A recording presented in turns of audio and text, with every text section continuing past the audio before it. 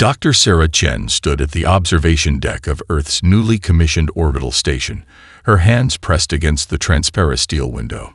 Through the reinforced material, she watched helplessly as two alien merchant vessels, one Arcturian, one from the Veil Nebula Collective, drifted inexorably toward each other in what seemed like slow motion.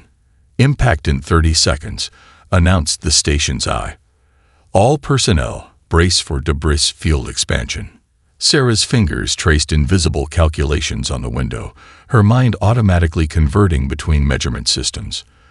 The Arcturian ship was announcing its position in crystalline magnetic oscillations, while the Veil Nebula vessel broadcast its coordinates in quantum probability states. Neither ship's crew could understand the other's positioning data. 20 seconds. Her heart raced as memories flooded back.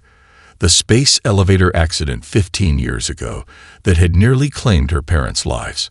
Another measurement conversion error, that time between Earth standard meters and the gravity wave measurements used by the elevator's alien engineers. 10 seconds. "The conversion ratio is wrong," Sarah shouted, even though no one could hear the ships. "You're using the wrong quantum baseline." She grabbed her tablet, fingers flying over the surface as she ran the calculations. If only she could broadcast the correction. The ships collided. The Arcturian vessel's crystalline hull shattered into 1,000,000 glittering shards, while the Veil Nebula ship's quantum state engines imploded, creating a brief but spectacular distortion in spacetime. Emergency crews were already launching from the station, but Sarah knew they'd find no survivors. 3 hours later, she stood before the station's emergency response committee, her tablet projecting a holographic replay of the accident.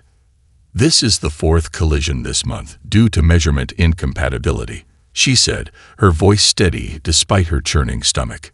"Each species in the Galactic Council uses measurement systems based on their unique biological perceptions of reality. The Arcturians measure space through magnetic field interactions. The Veil Nebula Collective uses quantum probability distributions. The Ziv measure everything in bacterial growth cycles." "We're aware of the problem, Dr. Chen," said Administrator Wang, his face grave. "The Council has been trying to standardize measurements for millennia." "But that's exactly the wrong approach," Sarah countered, bringing up a new hologram, this one showing Earth's history of measurement, from ancient Egyptian cubits to the modern quantum-based system. "Look at human history. We've succeeded precisely because we lack any natural, biology-based measurement system. We had to create abstract ones, and in doing so, we learned to translate between different frameworks of understanding reality." The committee stirred uncomfortably. Humanity's primitive need to create artificial measuring tools was a source of quiet shame in galactic society, where most species possessed innate abilities to sense distance, time, and mass. "What are you suggesting, Doctor?" asked Dr. Patel, the station's chief scientist. Sarah took a deep breath.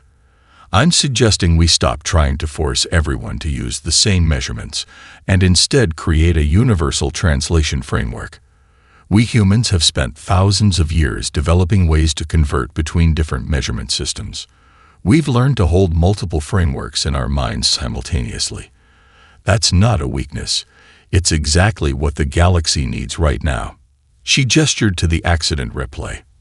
"I calculated the correct conversion between the ship's measurement systems 3 seconds before impact. If we had a standardized translation protocol in place, tied into all ships' navigation systems, you believe humans could create such a system?" Administrator Wang leaned forward. "The Council's best minds have failed for thousands of years." "They failed because they were looking for a single, perfect system," Sarah replied. "We need to embrace the diversity of measurement frameworks and create bridges between them. That's what humans do best. We adapt, we translate, we find patterns others miss, because we're not limited by natural measuring abilities." The committee chambers fell silent as her words sank in. Finally, Dr. Patel spoke. "The Galactic Council is convening an emergency session next week to address the measurement crisis. If we could present a working prototype." "Give me 3 days," Sarah said. I'll show you a proof of concept.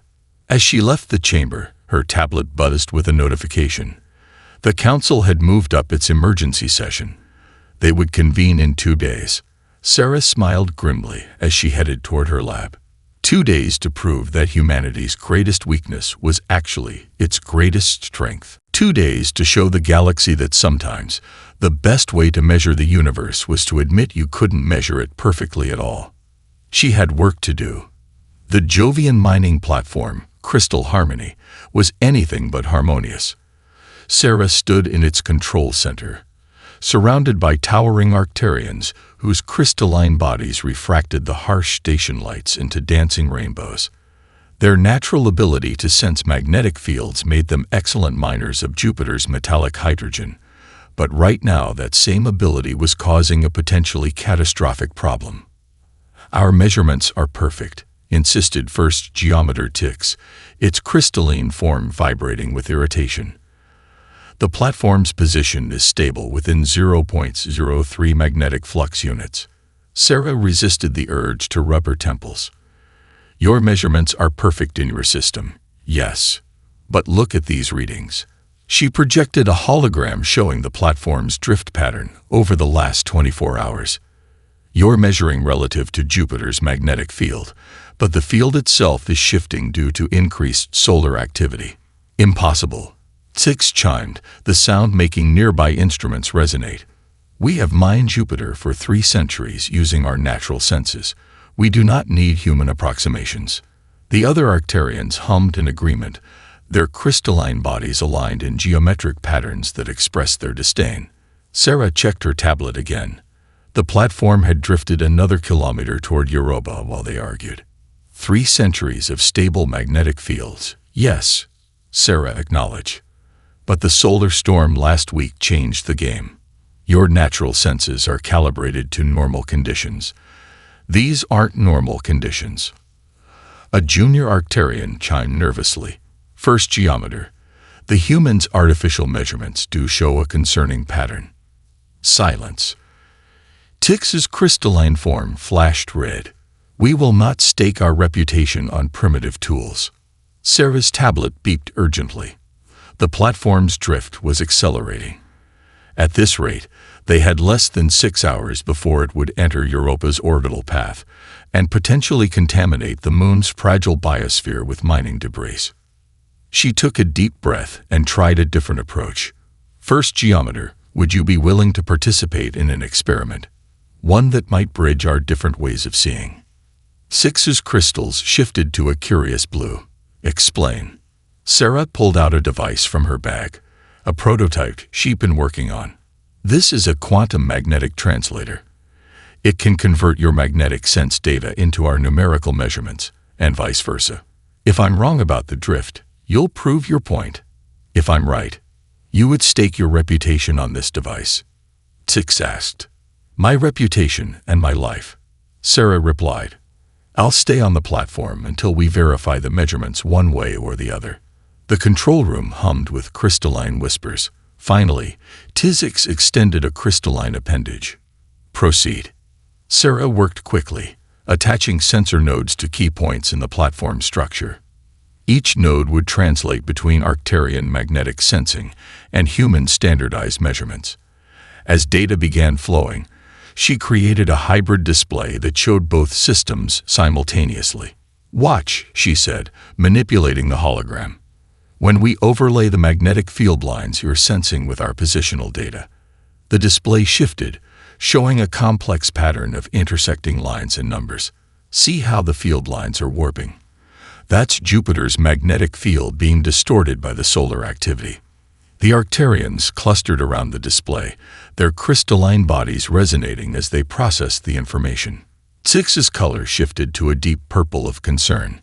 The patterns, they do not align with our historical records, the first geometer admitted. Our natural sensing assumed a stable field, but if the baseline itself is shifting, we can compensate, Sarah said quickly. The translator can continuously update the conversion between your measurements and ours. But we need to act now. Six vibrated for a moment, then made a decision. Initialize the thrust adjusters. All geometers, align your sensors with the human translation matrix. The next 4 hours were a delicate dance of adjustment and readjustment. The Arcturians provided their precise magnetic sensing data, while Sarah's translator converted it into standardized measurements that could account for the shifting magnetic fields.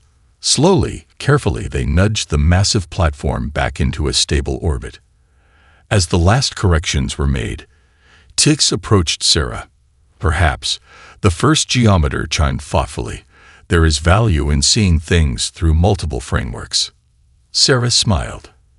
"That's what humans do best. We can't sense magnetic fields or quantum states naturally.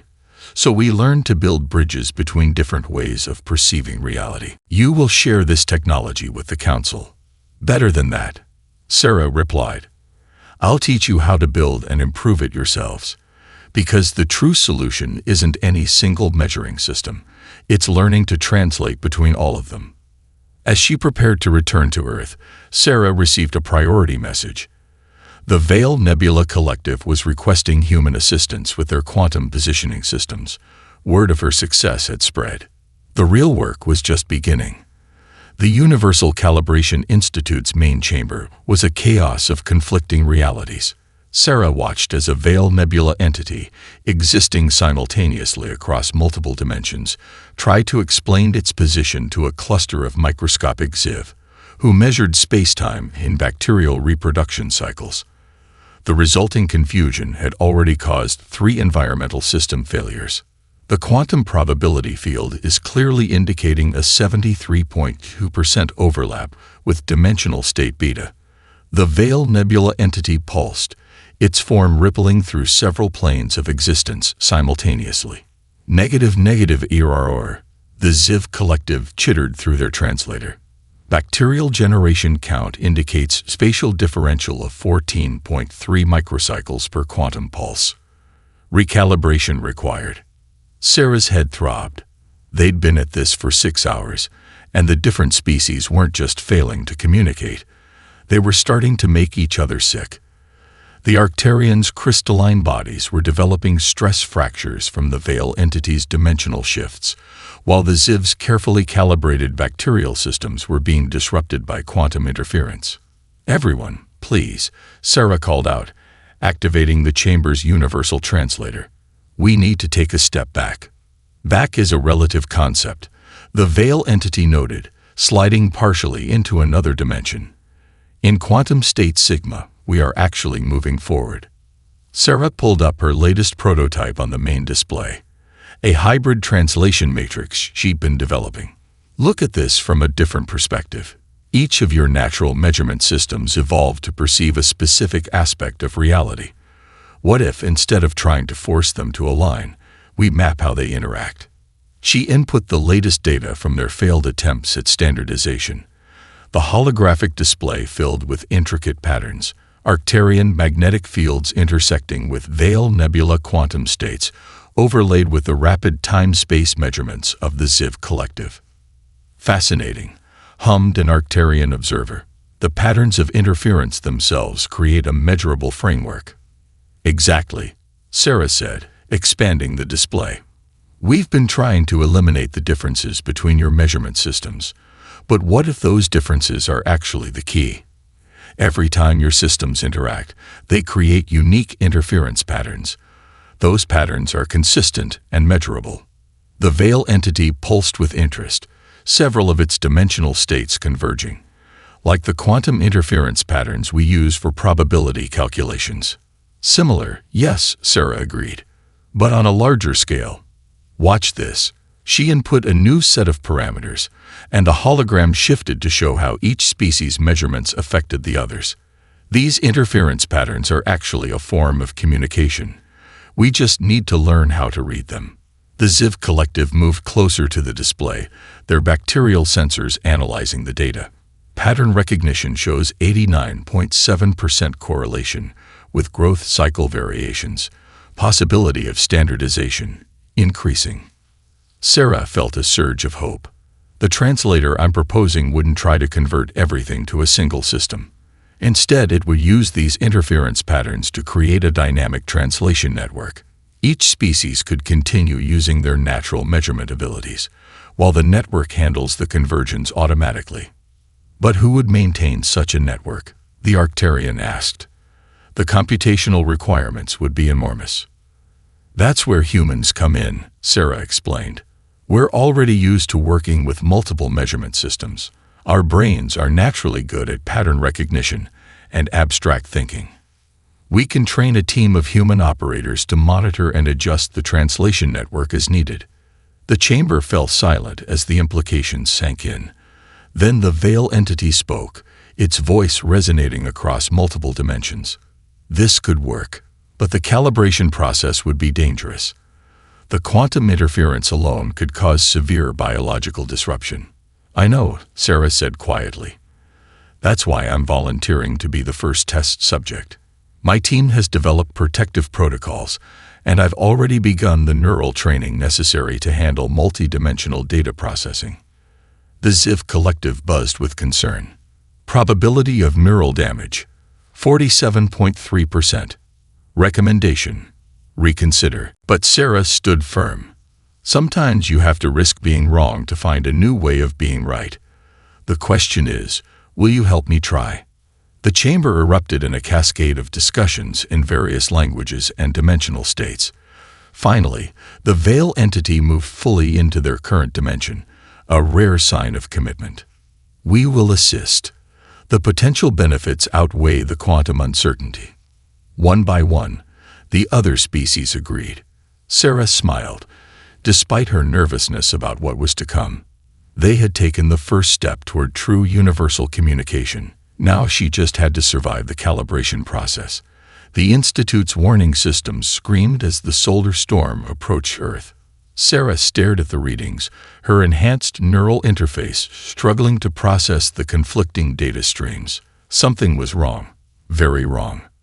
All quantum measurement arrays are showing critical variance, reported Dr. Patel through the emergency channel. We need to shut down the calibration systems before the storm hits. But Sarah couldn't tear her eyes away from the holographic display. After weeks of neural enhancement treatments, she could now perceive data the way other species did naturally. The Arcturian magnetic readings showed a storm twice the size of anything in recorded history. The Ziv's bacterial chronometers were going haywire, showing temporal distortions that should have been impossible. Wait, she called out, her augmented senses tingling. This isn't just a solar storm. Look at the quantum probability distributions. A veil nebula entity named Mist Between Stars drifted closer, its form flickering through multiple dimensional states. The patterns are unfamiliar, even to us. Sarah manipulated the holographic display, combining data from all species' sensing systems. The storm isn't moving like normal solar plasma. It's moving like a shadow. Impossible, Dr. Patil insisted. Solar storms don't cast shadows. Not in three-dimensional space, Sarah agreed. But look at this through the Veil Nebula's quantum sensors. She adjusted the display again, and gasps filled the control room. The storm had a distinct shape, a massive geometric pattern that extended through multiple dimensions. By the first crystal, an Arcturian observer chimed. It's an object. Something is passing through higher dimensional space. Mist Between Stars pulsed with alarm. The shadow, it's changing course, moving toward Earth. The Institute's systems blared new warnings. The quantum measurement arrays were beginning to fail under the dimensional stress. Without them, the carefully calibrated translation network would collapse, potentially driving every enhanced human operator insane as their neural interfaces lost coherence. Sarah's mind raced. The standard sensors were useless against whatever this was. But maybe, Mist, I need you to teach me how to see like your people do. Not through the translators. Directly. Impossible, the entity pulsed. Your mind cannot handle raw quantum perception. The neural damage would be catastrophic. We don't have a choice, Sarah insisted. Something massive is about to pass through our solar system, and we're the only ones who might be able to predict its path. But we need both human pattern recognition and Veil Nebula quantum perception to do it. Dr. Paddle stepped forward. Sarah, the risk is less than the risk of that thing hitting Earth, she finished. Mist, please, show me how. The entity hesitated, then extended a quantum tendril towards Sarah's neural interface. The process will be painful. Sarah gritted her teeth. Do it. The next few moments were agony as her enhanced neural pathways were flooded with raw quantum data. Colors that had no names exploded behind her eyes. Probabilities became tangible things she could touch. Reality itself seemed to split into countless overlapping layers. But through the pain, patterns emerged. Her human brain, even overwhelmed, did what it did best, found order in chaos. There, she gasped, pointing to a spot in the holographic display that suddenly made perfect sense. It's not passing through our space. It's passing around it. Like a river flowing around a rock. Calculating new trajectory, Dr. Patil announced. If Sarah's right. The massive shape continued its passage. But now they could track it. Sarah's hybrid perception, human pattern recognition combined with Veil Nebula quantum sensing, allowed them to predict its movement. Warning buoys were deployed, ships were rerouted, and slowly the crisis passed. Hours later, as medical teams treated her for neural strain, Sarah made notes with a shaking hand. We need to combine the measurement systems at a deeper level, she told Dr. Patil. Not just translate between them, but understand how they complement each other. After what you just went through, you still want to continue. Sarah smiled despite her headache. We just proved that human brains can handle quantum perception, at least briefly. Imagine what else we might be able to perceive if we learn to properly combine our different ways of seeing reality. Above them, in the higher dimensions that Sarah could no longer directly perceive, the shadow of something vast continued its journey through the cosmos. They had survived its passing, and learned something profound about the nature of measurement itself. Recovery from the storm shadow incident had taken weeks, but Sarah's neural enhancement treatments had left her with something unexpected. Occasional flashes of insight into patterns that shouldn't have been visible to human perception. She sat in her lab, surrounded by holographic data streams from 6 different species measurement systems, watching impossible connections form. There's something here, she muttered, manipulating the streams with practiced gestures. Something we've all been missing. Her neural interface hummed as it processed the vast amounts of data. The Arcturian's magnetic measurements, the Veil Nebula's quantum states, the Ziv's bacterial chronometry. They weren't just different ways of measuring the same reality. They were measuring different aspects of a larger pattern. Dr. Chen. Her assistant's voice interrupted her concentration. The council representatives are here for the briefing. Sarah looked up to find her lab filled with delegates from every spacefaring species. The Arcturian crystalline forms sparkled under the lab lights, while mist between stars flickered through quantum states nearby. The Ziv collective buzzed in their containment field, and representatives from 3 other species waited expectantly. Thank you for coming, Sarah began, trying to ignore her pounding headache. I've discovered something in our measurement databases that could change everything we think we know about reality perception. She brought up a complex holographic model. We've been treating our different measurement systems as separate tools for observing the same universe. But look at this pattern. The display showed how each species' natural measurements intersected and influenced each other. These aren't just interference patterns. They're harmonics. Every time 2 different measurement systems interact, they create a resonance that reveals another layer of reality.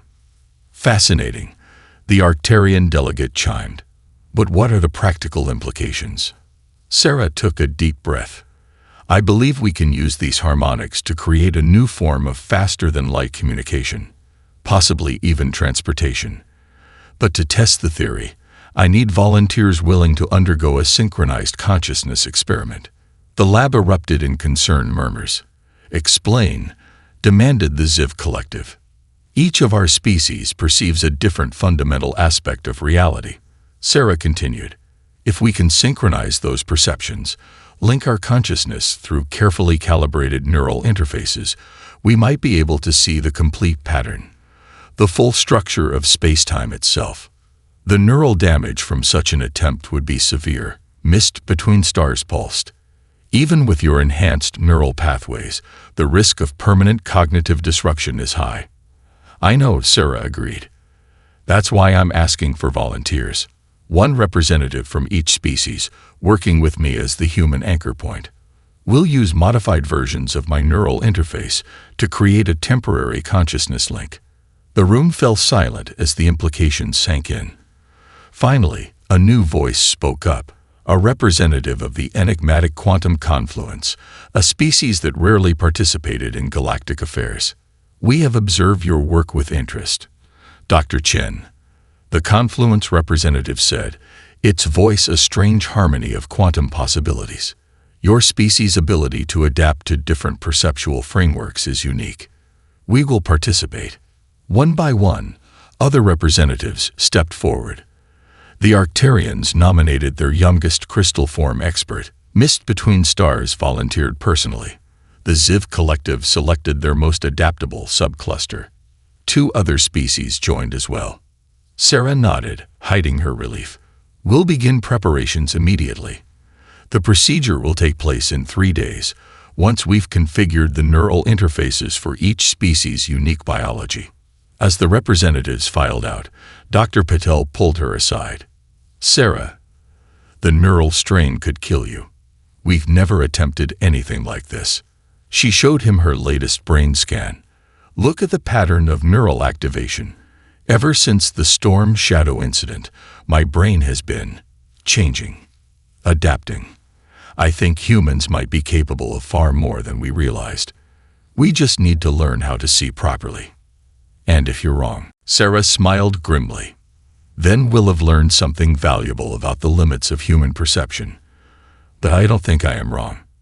There's a pattern here, something beautiful and fundamental about how reality works. We just need to be brave enough to see it. 3 days later, as technicians attached the experimental neural interfaces to her enhanced neural pathways, Sarah watched the volunteers being prepared in their own species-appropriate chambers. They were about to attempt something unprecedented. A meeting of minds across the biological, physical, and quantum barriers that separated their species. Either they would glimpse the true nature of reality, or their attempt to measure it would break them all. Sarah found herself strangely at peace with either outcome. Beginning synchronization, she announced. Let's see what the universe really looks like. The synchronized consciousness experiment had succeeded beyond anyone's wildest expectations. Sarah stood at the main control panel of the Institute's new quantum communication hub, watching as ships across the galaxy instantaneously exchanged information through the measurement harmonics they'd discovered. Her neural enhancements tingled constantly now, letting her perceive the quantum resonance patterns that made it all possible. Another trade vessel has disappeared. Dr. Patel reported grimly, bringing up the incident data.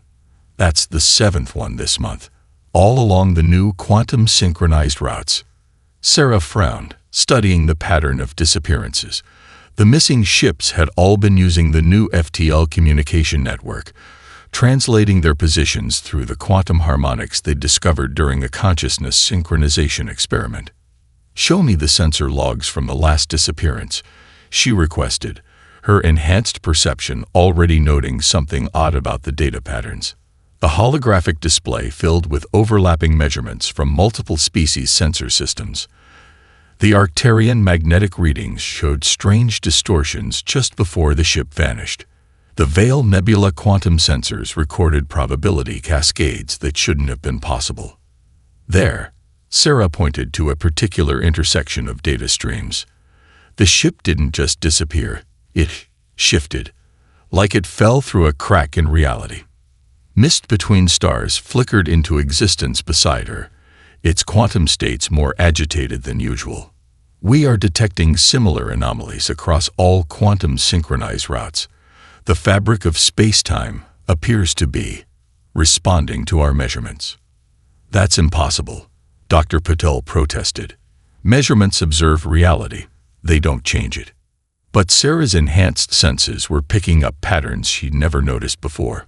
What if that's not entirely true? The consciousness synchronization showed us that perception and reality are more deeply connected than we thought. What if our new measurement network isn't just observing quantum states? It's affecting them. The quantum confluence representative materialized in the control room, its form a shifting maze of possibilities. Dr. Chen's hypothesis aligns with our observations. The act of measuring quantum harmonics appears to be creating new quantum pathways.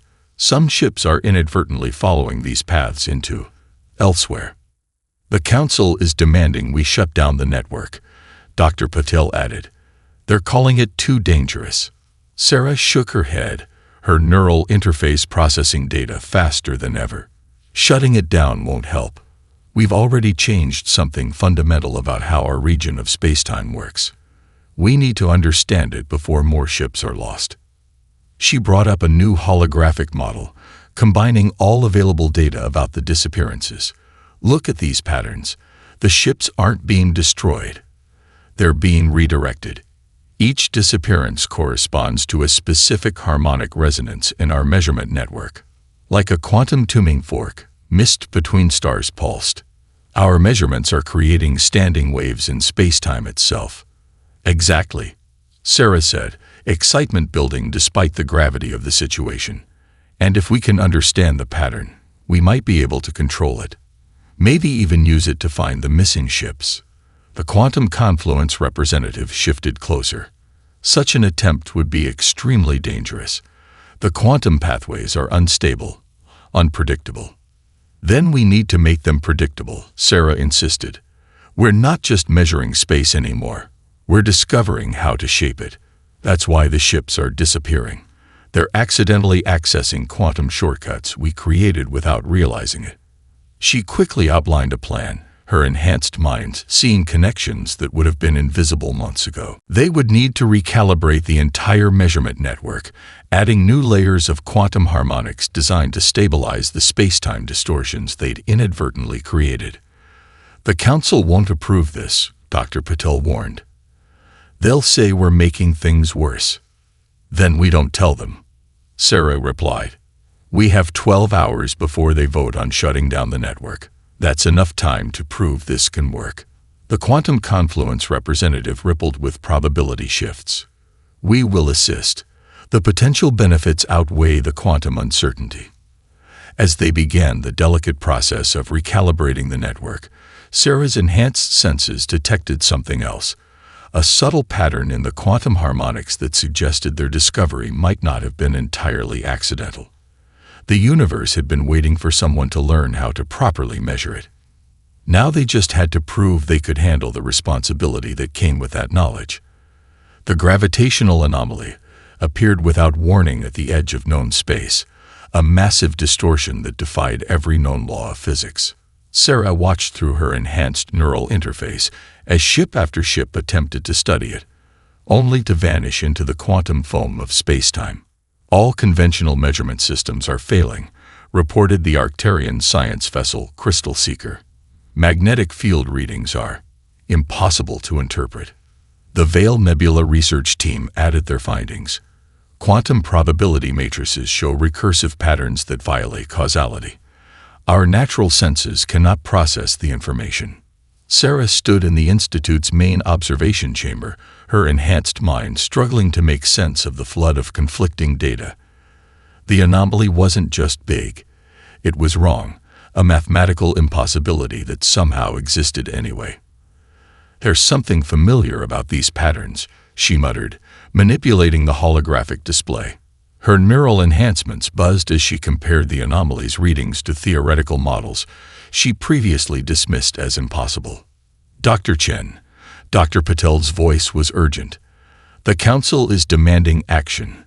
3 more research vessels have vanished trying to study the phenomenon. But Sarah barely heard him. Her enhanced perception had locked onto something in the data stream, a recursive pattern that reminded her of the quantum harmonics they discovered during the consciousness synchronization experiment. It's not random, she announced suddenly. The anomaly, it's structured, like a language written in gravitational waves and quantum states. The quantum confluence representative materialized beside her, its form more unstable than usual. We have detected similar patterns, but attempting to decode them has driven our best minds into quantum uncertainty states. Sarah's fingers flew over the control panels as she refined her analysis.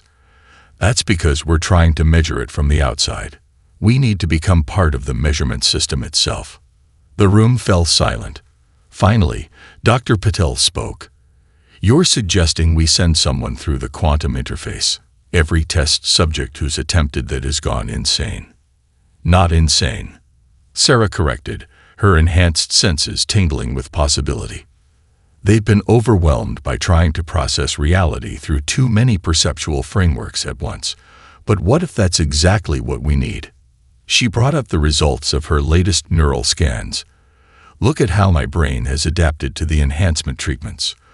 The neural pathways aren't just handling multiple measurement systems, they're creating new ways of perceiving reality. You cannot seriously be suggesting, Dr. Patel began. I am, Sarah interrupted. We need to send a human consciousness into a complete quantum measurement state.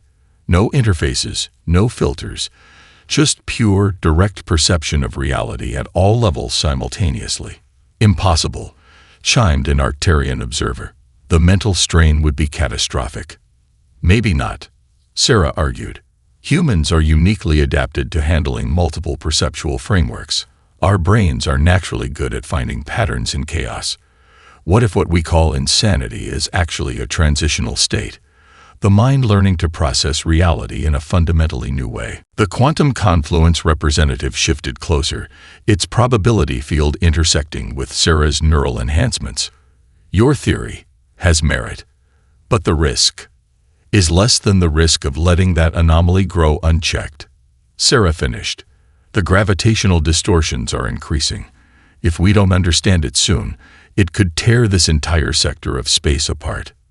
She pulled up the procedure she'd been secretly developing, a way to convert a human consciousness into a living quantum sensor array capable of directly perceiving and measuring reality at all levels simultaneously.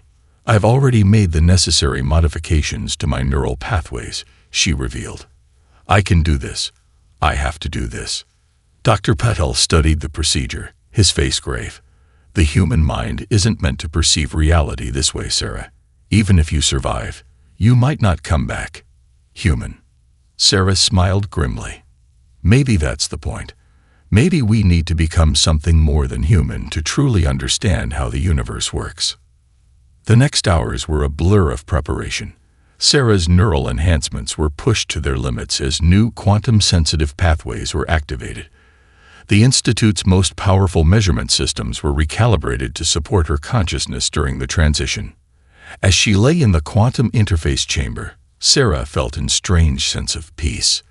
Either she would understand the anomaly and save countless lives, or she would lose herself in the infinite perspectives of quantum reality. Beginning quantum state transition, Dr. Patil announced, his voice distant. Sarah closed her eyes as reality began to dissolve around her. Let's see what madness really looks like, she whispered, and let her consciousness expand into the mathematical chaos of pure measurement.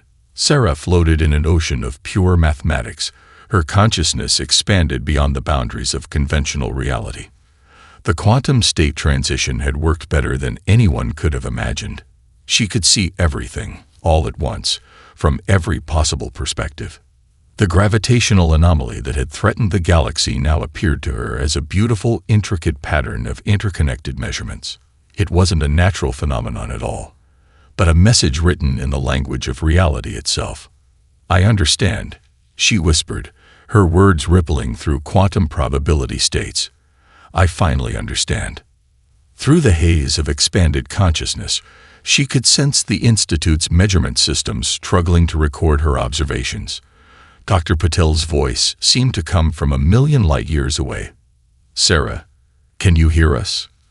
The universe isn't measured in any of the ways we thought, she replied, her voice resonating across multiple dimensions. It's measured in consciousness itself, in the act of observation, in the ability to hold multiple contradictory measurements in mind simultaneously. The quantum confluence representative pulsed with excitement. Explain. Sarah's expanded consciousness reached out, touching the quantum fabric of reality. Every species evolved to measure a specific aspect of the universe. The Arcturians sense magnetic fields. The veiled nebula entities perceive quantum states. The Ziph measure through bacterial time perception. But humans evolved to be consciously uncertain. She manipulated the quantum fields around her, showing rather than telling. Our greatest strength isn't our ability to measure precisely. It's our ability to hold multiple imprecise measurements in our minds at once. To understand that reality can be both wave and particle, both continuous and discrete, both predictable and random. The gravitational anomaly pulsed in response to her understanding, its patterns shifting into new configurations. This message, it's from them. The ships that disappeared. They didn't vanish, they evolved. They learned what I'm learning now. And what is that? Dr. Patil asked, his voice tight with concern. That consciousness isn't just an observer of reality. It's a fundamental force, like gravity or electromagnetism. The act of measurement doesn't just reveal reality, it shapes it. And humans, with our unique ability to embrace uncertainty and hold contradictions, we're the perfect translators. The quantum confluence representatives form stabilized for the first time in recorded history. You are suggesting that humanity's perceived weakness, your lack of natural measurement abilities, is actually the key to everything. Sarah finished. We're not limited by biological certainty. We can adapt, imagine, correlate. We can look at the same phenomenon from multiple angles and understand that all the measurements are simultaneously true. She reached out with her expanded consciousness, touching the minds of everyone in the Institute. For a brief moment, they all saw reality as she now saw it, an infinite dance of measurements and counter-measurements, each perspective adding to the whole without diminishing the others. This is what the anomaly was trying to teach us, she explained. The universe isn't a fixed thing waiting to be measured. It's a conversation between consciousness and possibility, between certainty and uncertainty, between all the different ways of seeing and understanding. Slowly, carefully, Sarah began to withdraw from the quantum state, bringing her consciousness back to a more human scale. But she didn't return entirely to her original state. She couldn't. She had seen too much, understood too much. As the Institute's systems stabilized and the gravitational anomaly settled into a new, harmonious pattern, Sarah opened her eyes to find herself changed. Her neural enhancements had evolved into something new, allowing her to shift between normal human perception and expanded consciousness at will.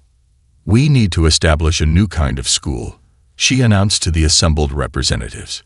Not to teach other species how to measure like humans, but to teach them how to embrace uncertainty as a tool for understanding, to show them how to hold multiple truths simultaneously. The quantum confluence representative rippled with approval. A school of consciousness itself.